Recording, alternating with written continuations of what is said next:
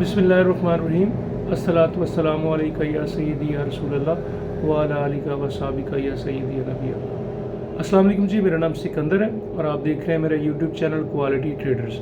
आज की इस वीडियो में हम डिस्कस करेंगे कि व्हील बैलेंसिंग क्या होती है, यानी कि परफेक्ट व्हील बैलेंसिंग क्या होती है, व्हील बैलेंसिंग आपको कब करवानी चाहिए, ठीक है, और कौन सी व्हील बैलेंसिंग आपको करवानी चाहिए। अगर आपकी गाड़ी की व्हील बैलेंसिंग आउट है देन आपने खुद कैसे चेक करना है, ठीक है। तो ये वीडियो बहुत इंपॉर्टेंट है, एंड तक देखिएगा तो ये आपको व्हील बैलेंसिंग के हवाले से कभी भी कोई मसला नहीं आएगा, ठीक है। आप खुद चेक कर सकेंगे कि व्हील बैलेंसिंग आउट थी या नहीं थी। या सेकंड ये है कि जब व्हील बैलेंसिंग अगर आउट थी, आपने करवाई है, देन आपको कैसे पता चलेगा कि व्हील बैलेंसिंग जो है वो परफेक्ट हुई है, ठीक है। तो इसके बारे में ये सारी वीडियो है। और इम्पोर्टेंट चीज़ इसमें जो हमारा आज का टॉपिक भी है वो ये है कि आपको व्हील बैलेंसिंग कौन सी करवानी चाहिए, क्या स्टैटिक व्हील बैलेंसिंग करवानी चाहिए या डायनामिक व्हील बैलेंसिंग करवानी चाहिए। और यहाँ पे मार्केट में जो हम दुकानदार हैं वो कौन सी प्रेफर करते हैं, लेकिन आपको करवानी कौन सी चाहिए, ठीक है, जिससे आपका जो रिज़ल्ट है बैलेंसिंग का वो 100% एक्यूरेट आएगा, ठीक है। तो वीडियो को स्टार्ट करते हैं। सबसे पहले हम ये डिस्कस करते हैं कि व्हील बैलेंसिंग कहते हैं किसे हैं। देखिए जी, जो व्हील बैलेंसिंग है सिंपली वो आपका जो टायर वेट है उसको बैलेंस किया जाता है व्हील असेंबली के साथ, ताकि गाड़ी जब आपकी स्पीड में चले तो वो बैलेंस रहे। अनबैलेंस होने की वजह से वो आपको स्टीयरिंग में वाइब्रेशन फील ना करवाए। हमारे यहाँ ये कॉन्सेप्ट बड़ा गलत है। अक्सर लोग ये समझते हैं कि जी व्हील बैलेंसिंग करवाने से टायर या अगर आपका रिम टेढ़ा है तो वो सीधे हो जाते हैं। ऐसा कुछ नहीं होता। रिम और टायर अगर टेढ़े हैं तो वो टेढ़े ही रहेंगे, वो बैलेंसिंग से सीधे नहीं होंगे, ठीक है जी। तो व्हील बैलेंसिंग से सिर्फ आपका जो टायर है वो बैलेंस होता है असेंबली के साथ, और इस प्रोसेस को व्हील बैलेंसिंग कहते हैं जी। अगर बात करते हैं इसकी इंपॉर्टेंस क्या है या इसकी ज़रूरत क्यों पड़ती है, पहली चीज़ तो ये है, जब आप गाड़ी स्पीड में चलाएंगे, अगर आपकी गाड़ी की बैलेंसिंग ओके है तो गाड़ी आपके कंट्रोल में रहेगी, आपको वाइब्रेशन फील नहीं कराएगी। सेकंड ये है कि आपकी गाड़ी की सेफ्टी को इम्प्रूव करता है, वो इस सेंस में कि अगर आपका रिम जो है वो अनबैलेंस है वो टायर को भी जल्दी ख़राब कर देगा। और दूसरा ये वो लोड ज़्यादा डालेगा सस्पेंशन पे और गाड़ी के इंजन पे, तो इसलिए इसकी ज़रूरत पड़ती है। देन ये कि आपने कैसे चेक करना है कि आपकी गाड़ी की व्हील बैलेंसिंग आउट है या नहीं। तो बहुत ही सिंपल है, आप गाड़ी 100+ स्पीड में चलाएं।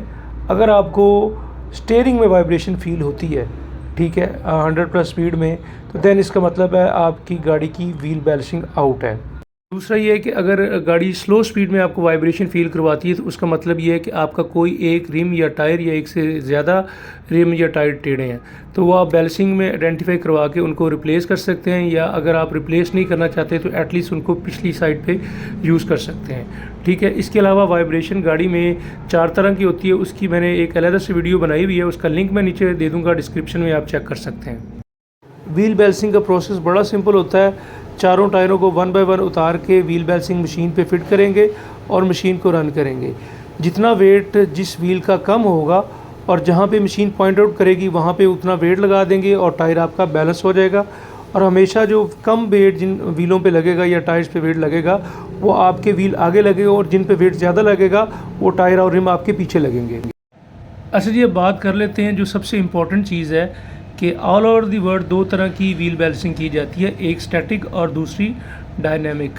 जो स्टैटिक होती है वो 1 साइडेड व्हील बैलेंसिंग होती है, ठीक है, जबकि डायनामिक जो है वो 2 साइडेड व्हील बैलेंसिंग होती है। 1 साइडेड में ये होता है कि मशीन के ऊपर जब आप टायर लगाते हैं तो वो दोनों साइडों का वेट एक जगह पे कैलकुलेट करके मशीन बता देती है, और वहीं पे आपने वेट लगाना है और टायर को बैलेंस मशीन ने कर देना है। जबकि जो डायनामिक है वो दोनों साइडों पे वेट लगाना पड़ता है, ठीक है, और दोनों साइडों पे अलग अलग आपको वेट लगाना पड़ता है, और उसका फ़ायदा ये होता है कि उससे एक्यूरेसी ज़्यादा आती है। लेकिन यहाँ मार्केट में जो टायर शॉप है या व्हील बैलेंसिंग की जो दुकानें हैं, जो कारीगर हैं वो वेट बचाने के लिए और टाइम बचाने के लिए ज़्यादातर यही करते हैं कि 1 साइडेड व्हील बैलेंसिंग करते हैं। तो आम लोगों को ये पता नहीं होता कि 1 साइडेड बैलेंसिंग हो रही है या 2 साइडेड बैलेंसिंग हो रही है। तो इसका सैंपल भी मैं आपको बता देता हूँ, लेकिन जब भी आपने करवानी है आपने इन चीज़ों को मद्देनज़र रखना है कि यह क्या 1 साइडेड बैलेंसिंग हो रही है या 2 साइडेड बैलेंसिंग हो रही है। अब 1 साइडेड बैलेंसिंग का और 2 साइडेड बैलेंसिंग का आपको कैसे पता चलेगा, उसका मैं आपको बता देता हूँ। अच्छा जी, बैलेंसिंग जब भी आप करवाने जाएंगे तो ये मेजरमेंट्स जो है ये हर टायर की अलहदा होती हैं। ये हर दफ़ा टायर के हिसाब से मशीन पे मेजरमेंट जो है ना उसको चेंज करना पड़ता है। तो आपने ये ज़रूर याद रखना है कि क्या कारीगर जो है उसने मेजरमेंट्स दोबारा ली हैं। ठीक है, वो मैं आपको भी एक वीडियो दिखाता हूँ जिसमें आपको समझ आ जाएगी कि मेजरमेंट्स कहाँ कहाँ से होती हैं। अच्छा, पहली जो मेजरमेंट है एक्यूरेट व्हील बैलेंसिंग की, वो होता है डिस्टेंस। आपका रिम से मशीन का जो डिस्टेंस होता है उसको फीड किया जाता है। सेकंड फिर ये है कि एक कैलिबर से जो है इसका डाया जो है दोनों एजिस का वो नोट किया जाता है। ठीक है, डिस्टेंस से आप कहते हैं दोनों एजिस का, वो उसको फीड किया जाता है। और तीसरी भी मैं आपको बता देता हूँ।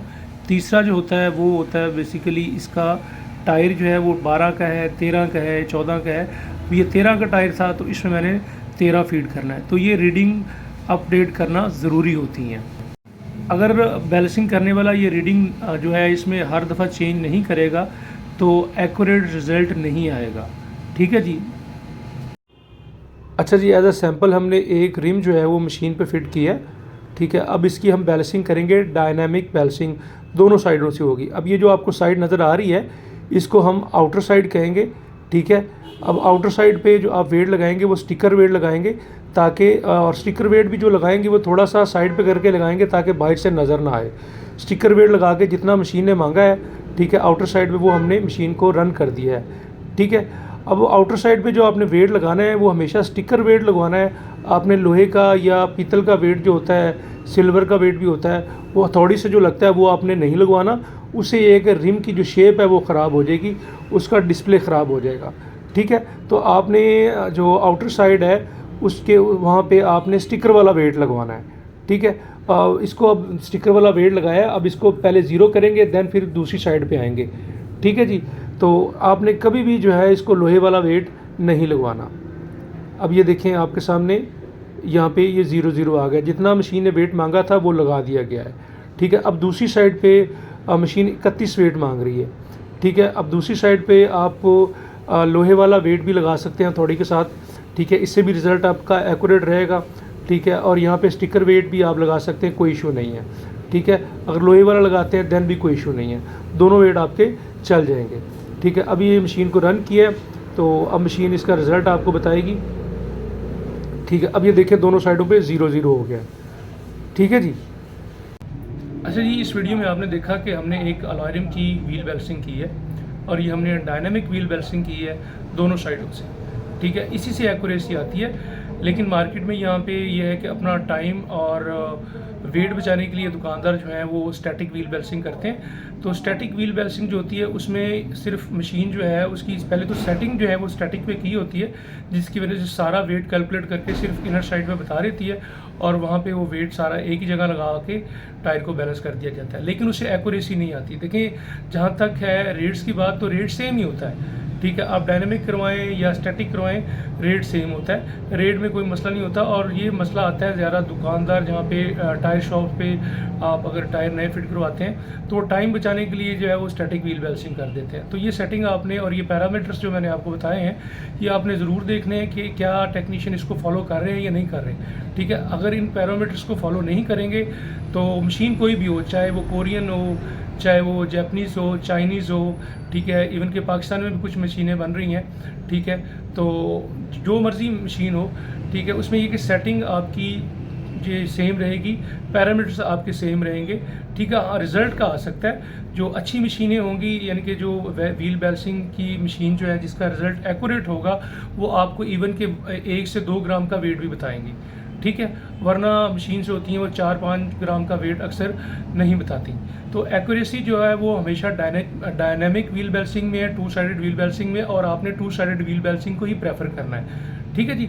तो आज की वीडियो आपको अच्छी लगी हो तो इसे लाइक और शेयर ज़रूर कीजिएगा।